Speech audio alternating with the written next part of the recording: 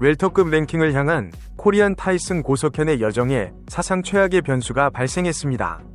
라이트급의 절대 군주가 감량의 굴레를 벗어던진 완전체 가되어 웰터급의 성문을 열어젖혔습니다. 이제 고석현이 경쟁하는 이 체급은 어제와는 완전히 다른 새로운 지옥이 되었습니다. 이슬람 마카체프가 UFC 322에서 잭 델라 마달레나를 압도하며 웰터급 챔피언에 등극했습니다. 하지만 한국 팬들에게 이것은 단순한 타이틀전 그 이상입니다. 코리안 타이슨 고석현의 미래가 걸린 웰터급의 지각 변동. 오늘 우리는 이 폭풍 속에서 고석현의 기회와 위기를 가장 먼저 그리고 가장 깊게 분석할 것입니다. 채널 구독과 좋아요 잊지 마시고 다음 소식과 이야기들도 놓치지 마세요. 웰터급은 이미 샤브캇 라흐모노프, 리온 에드워즈, 마이클 모랄레스, 벨랄 무하마드 같은 괴물들이 즐비한 랭킹 진입 자체가 극도로 어려운 체급이었습니다. 코리안 타이슨 고석현은 이 험난한 상위 15위권 진입을 목표로 싸우고 있었습니다. 하지만 2025년 11월 16일부로 그 문은 훨씬 더 좁아졌습니다. 라이트급에서조차 적수를 찾지 못했던 피사피 1위 이슬람 마카체프가 챔피언으로 이 체급에 합류했습니다. 이것은 단순한 매기 한 마리가 투입된 것이 아닙니다. 이것은 생태계 교란입니다. 마카체프의 합류로 인해 상위권 경쟁은 이전과는 비교할 수 없을 정도로 치열해질 전망입니다.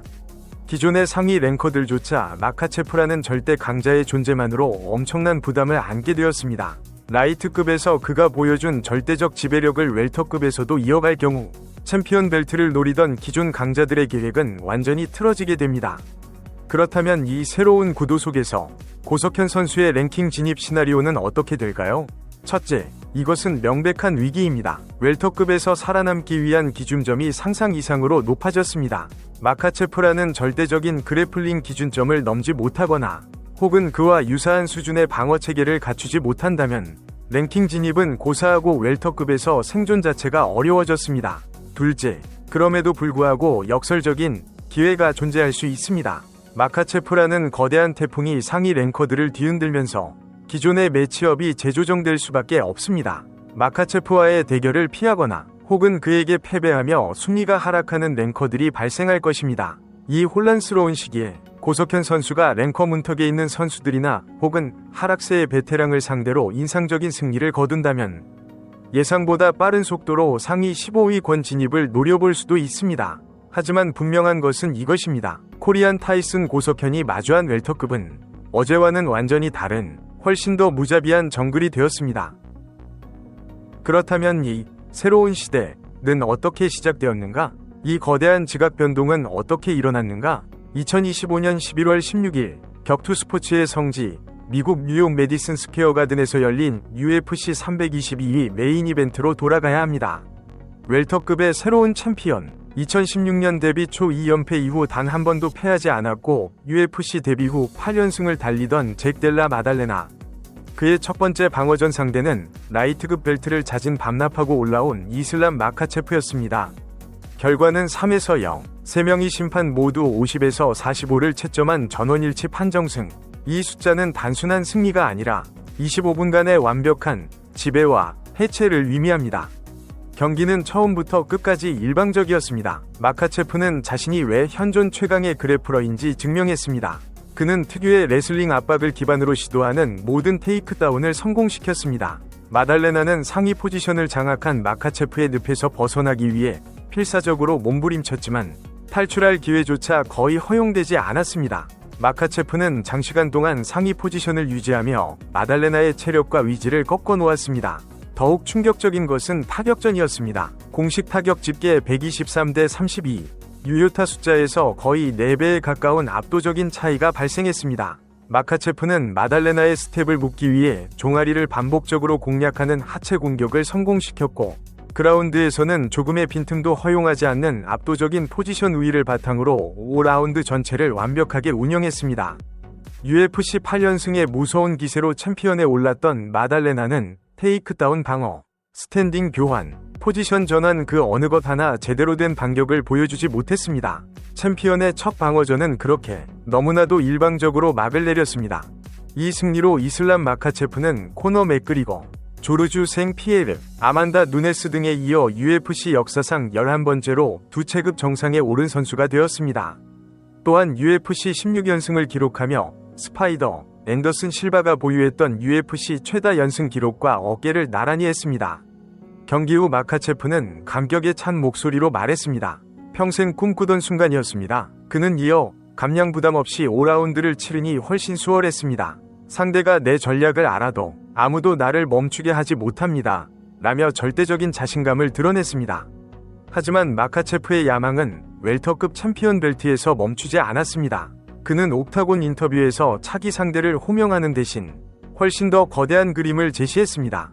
백악관을 열어라. 나는 그곳에서 싸우고 싶다. 이는 단순한 포부가 아닙니다. 지난 7월 도널드 트럼프 전 미국 대통령이 내년 미국 건국 250주년을 맞아 백악관에서 UFC 대회를 개최하겠다고 선언한 것에 대한 화답입니다. 데이나 화이트 회장 역시 우리는 이미 대회 준비를 시작했다. UFC 팀이 백악관을 탐방했고 무대를 어떻게 꾸밀지 준비하고 있다고 확인한 바 있습니다. 마카체프는 2026년 7월 미국의 심장부에서 열릴 역사적인 이벤트의 메인 이벤터가 되겠다고 공개적으로 선언한 것입니다. 경기가 끝난 직후 격투기의 성지 메디슨 스퀘어 가든을 가득 채웠던 함성은 순간 무겁고 차가운 침묵으로 바뀌었습니다. 수만 명의 관중들은 웰터급 챔피언의 화끈한 방어전을 기대했지만 그들이 25분 내내 목격한 것은 경기가 아닌 냉혹하고 정교한 해부 과정이었습니다. 옥타곤 주변의 공기는 승리의 환희가 아닌 절대적인 지배력에 대한 차가운 현실인식으로 가득 찼습니다. 그리고 그 순간 디지털 세계는 폭발했습니다. SNS 피드는 단 몇 초 만에 이것은 경기가 아니다. 25분간의 압살이다. 웰터급의 새로운 시대가 열린 것이 아니라 웰터급의 종말이 왔다. 감량 없는 마카체프는 완전한 괴물이다. 와 같은 전 세계 팬들의 충격과 경악으로 뒤덮였습니다.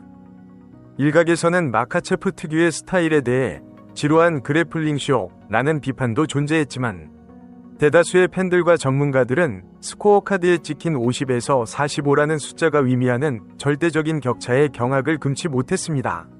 마달레나는 아무것도 하지 못했다. 그는 말 그대로 25분 동안 갇혀 있었다. 는 반응이 지배적이었습니다. 수많은 분석가들은 자신들의 접전 예측이 얼마나 무의미했는지 인정해야 했고 그들의 입에서는 마스터 클래스, 완벽한 전략의 승리, 다른 차원의 파이터라는 단어들만 쏟아져 나왔습니다.